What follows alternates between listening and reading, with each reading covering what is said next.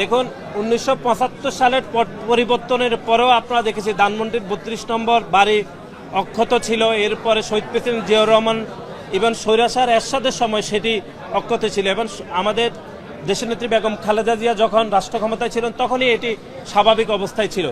কিন্তু জুলাই এবং আগস্টে ছাত্র জনতার উপর যেভাবে গুলিবর্ষণ হয়েছে, যেখানে 2000-এরও বেশি ছাত্র জনতা শহীদ হয়েছে, সেই গণ অভ্যুত্থানের একটি অংশই সেই গণ অভ্যুত্থানই এই 30-এর বাড়িতে তারা গতকাল যেটি করেছে সেটি গণ অভ্যুত্থানের যে স্পিরিট বা গণ অভ্যুত্থানের সংক্ষুব্ধ জনতা এটি করেছে।